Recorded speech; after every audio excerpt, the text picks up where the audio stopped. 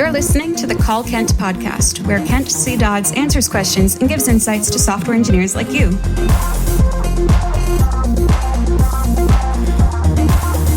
Now, let's hear the call. Hi, Kent. I am a Colombian software engineer with over 5 years of experience, and I have reached a point where I want to transition from building software to becoming a significant node of value for the community. I'm currently producing high quality Spanish content on YouTube and Medium to empower the Hispanic ecosystem, and I have launched several SaaS platforms as well. But my goal is to bridge the gap toward becoming a recognized figure who speaks at meetups and conferences, but I'm struggling to architect the actual path to get there.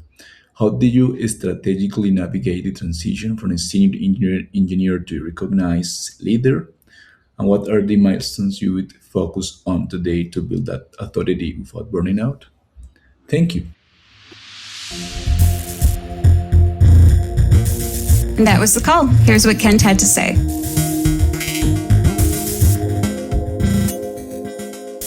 Hey, thanks so much for the question. Yeah, this is a good one.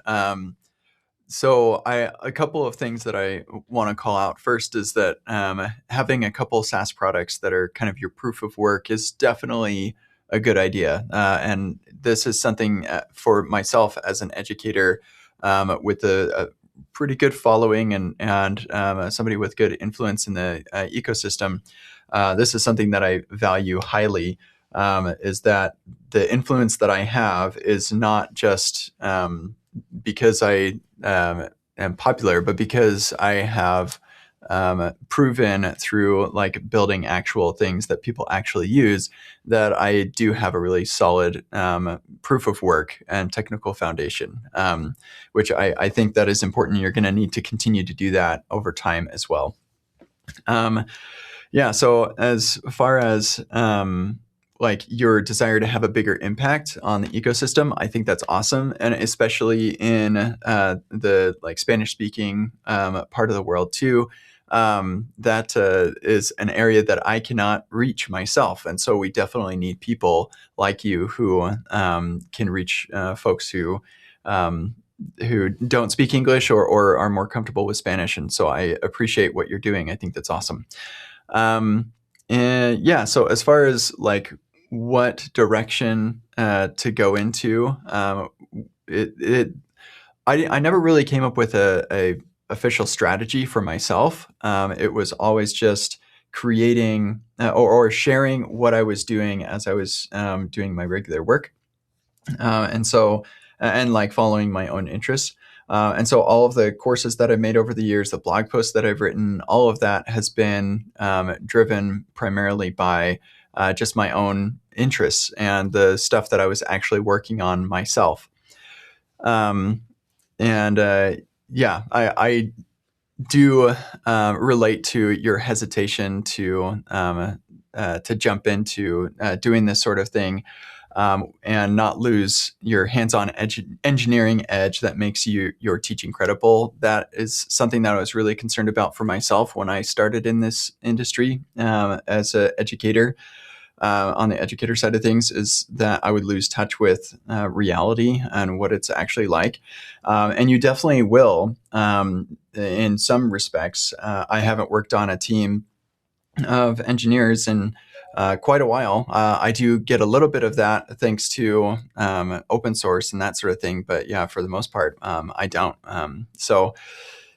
You do have to just acknowledge that you're not going to be able to have all the experience of all the things. But that's actually something that everybody goes through regardless of their working circumstance. Like if you're working at an enterprise, now you're losing touch with what it's like to work in a small company and vice versa. And so whatever you're doing, you are going to miss out on some experience.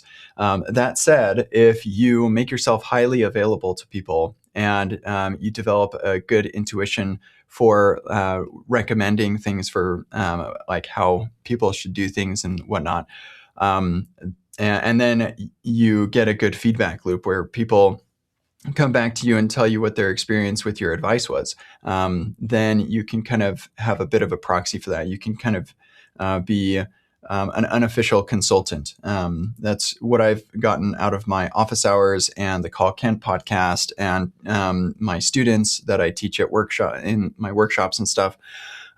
So anyway, what I would suggest is that you just continue to build out